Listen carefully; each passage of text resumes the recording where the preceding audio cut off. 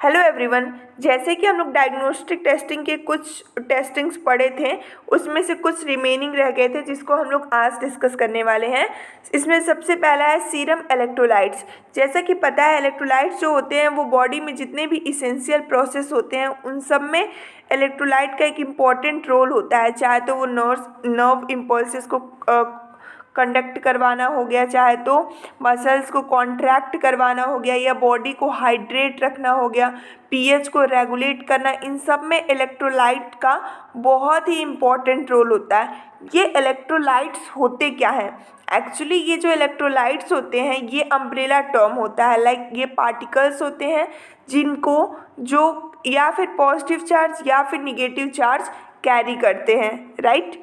तो ये कितने हमारे बॉडी में बहुत सारे इलेक्ट्रोलाइट्स पाए जाते हैं, जैसे सोडियम हो गया, पोटेशियम हो गया, क्लोराइड है, कैल्शियम, मैग्नीशियम, फॉस्फेट, बाइकार्बोनेट, ये सारे इलेक्ट्रोलाइट्स हमारी बॉडी में पाए जाते हैं। सोडियम जो होता है वो एक एक्टिव एनायन होता है जो कि बहुत ही ज़्यादा इम्पॉर्टेंट होता है हमारी बॉडी के लिए, जो कि एक एक्स्ट्रा सेलुलर फ्लूइड होता है, मीन्स कि सेल्स के बाहर पाया जाता है, जो कि एक्स्ट्रा सेलुलर वॉल्यूम को मेंटेन करने में काम आता है। इसका नॉर्मल रेंज अगर हम लोग देखें तो इसका नॉर्मल रेंज होता है 135 टू 145 मिली मोल पर लीटर, इसका नॉर्मल रेंज होता है।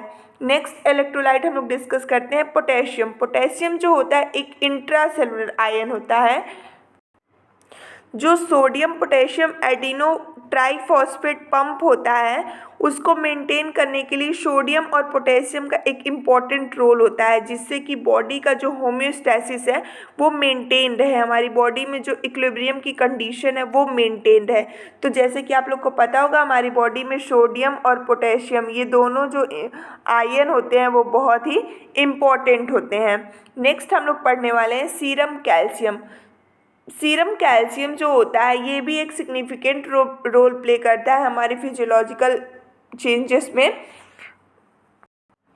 ये किन किन चीज़ों में इन्वॉल्व होता है? स्केलेटल के मिनरलाइजेशन में, मसल्स की कॉन्ट्रैक्शन में, और नर्व इम्पल्स को ट्रांसमिट करवाने में, as well as blood clotting में हेल्प करता है, और हार्मोन्स को सिक्रीट करने में भी ये हेल्प करता है। अगर इसका कैल्शियम का लेवल अगर कम हो जाता है, उसकी वजह से टिंगलिंग होती है, और फिंगर्स में, टंग में, फीट में, ये सब जो टिंगलिंग हम लोग को झुंझुनाहट होती है वो कम कैल्शियम की वजह से ही होती है। मसल्स एक होता है, मसल्स स्पाज्म होता है। तो जो इसका नॉर्मल रेंज होता है वो 8.8 टू 10.7 mg/dl इसका नॉर्मल रेंज होता है। नेक्स्ट हम लोग पढ़ेंगे सीरम मैग्नीशियम। मैग्नीशियम भी एक इंट्रासेलुलर कैटायन होता है। मैग्नीशियम एटीपी मेटाबॉलिज्म में इन्वॉल्व होता है, कॉन्ट्रैक्शन और रिलैक्सेशन ऑफ द मसल्स में ये इन्वॉल्व होता है। इसका जो नॉर्मल रेंज होता है 1.46 से लेकर के 2.68 तक होता है, राइट। 2.68 तक इसका नॉर्मल रेंज होता है पर डीएल, राइट। नेक्स्ट है बाइकार्बोनेट। बाइकार्बोनेट जो होता है वो एसिड बेस स्टेटस को मेंटेन करने में बाइकार्बोनेट का बहुत ही इम्पॉर्टेंट रोल होता है, जो HCO3 होता है। ये किडनी रिलीज करती है। किडनी जैसे कि आप लोग को पता होगा वेस्ट प्रोडक्टों को निकालती है, तो ये किडनी जो होता है वो HCO3 बनाती है, जो कि एक बेसिक फॉर्म है, बेस है। किडनी जितने भी बाइकार्बोनेट होते हैं फिल्टर्ड बाइकार्बोनेट को रीएब्जॉर्ब करती है और न्यू बाइकार्बोनेट को वो जनरेट करती है, राइट। इसकी वैल्यू होती है 23 टू 30 मिलीमोल पर लीटर। नेक्स्ट है फॉस्फोरस। फॉस्फोरस जो होता है एक तरह का एक्स्ट्रा सेलुलर फ्लूइड कैटायन होता है।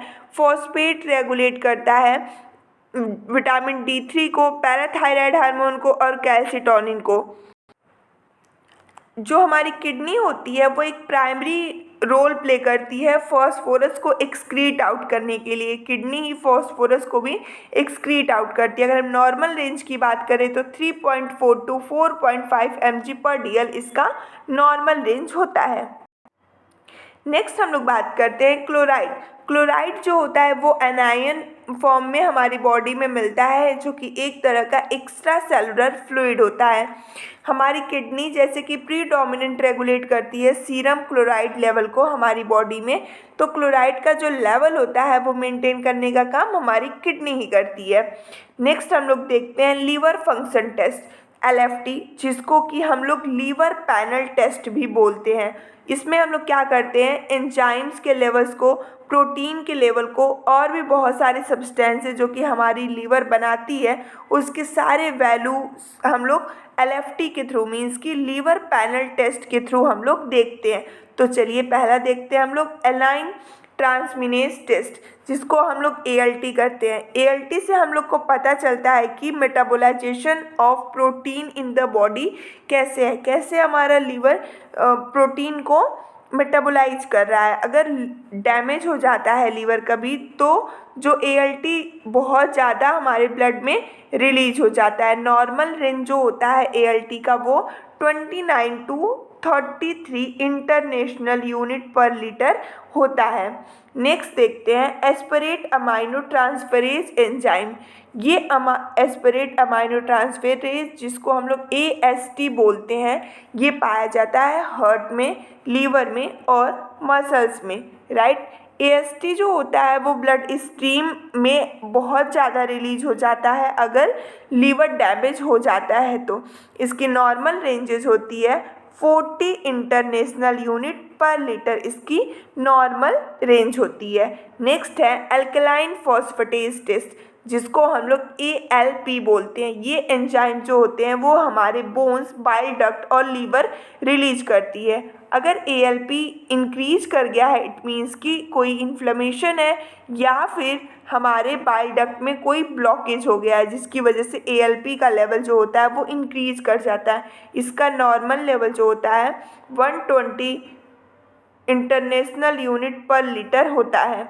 नेक्स्ट है एल्बुमिन टेस्ट। एल्बुमिन आप लोग को पता होगा, जो कि मेन प्रोटीन होता है जो कि लीवर बनाता है। ये बहुत ही इंपॉर्टेंट फंक्शन प्ले करता है हमारी बॉडी में।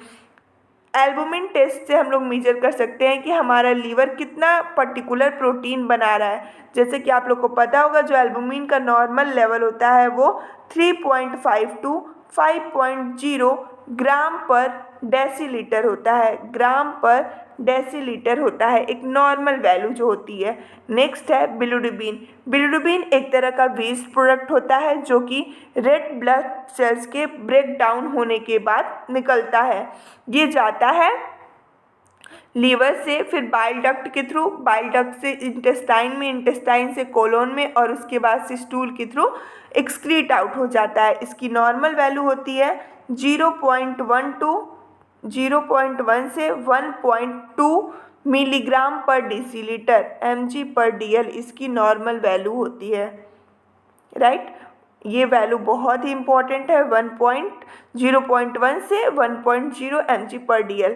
नेक्स्ट हम लोग पढ़ने वाले हैं लिपिड लिपोप्रोटीन प्रोफाइल, जिसको हम लोग लिपिड प्रोफाइल टेस्ट भी बोलते हैं। ये एक ब्लड टेस्ट है जिसमें हम लोग फैट, कोलेस्ट्रॉल का लेवल देखते हैं। हमारे ब्लड में फैट और कोलेस्ट्रॉल कितना प्रेजेंट है, जिसमें कि टाइप्स ऑफ लिपिड में हम लोग देखते हैं कि लो डेंसिटी लिपोप्रोटीन और हाई डेंसिटी लिपोप्रोटीन दो होता है। एक लो डेंसिटी लिपोप्रोटीन होता है, एक हाई डेंसिटी लिपोप्रोटीन होता है। जो कि हाई डेंसिटी लिपोप्रोटीन होता है उसको हम लोग गुड कोलेस्ट्रॉल बोलते हैं, और जो लो डेंसिटी लिपोप्रोटीन होता है जिसको हम लोग बैड कोलेस्ट्रॉल बोलते हैं। जो कि अगर बहुत ज़्यादा इंक्रीज हो जाता है बैड कोलेस्ट्रॉल, तो उसकी वजह से हार्ट अटैक, स्ट्रोक, एथेरोस्क्लेरोसिस, ये सारी प्रॉब्लम्स होने को देखने को मिलती हैं। और तो ये सारे हो गए टाइप्स ऑफ लिपिड्स, राइट।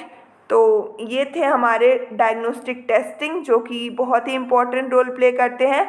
और ये सारे टेस्ट्स करके हम लोग जो बॉडी में एक नॉर्मल लेवल होता है इन सब का, उसको हम लोग चेक कर सकते हैं और एबनॉर्मलिटी को फाइंड आउट कर सकते हैं।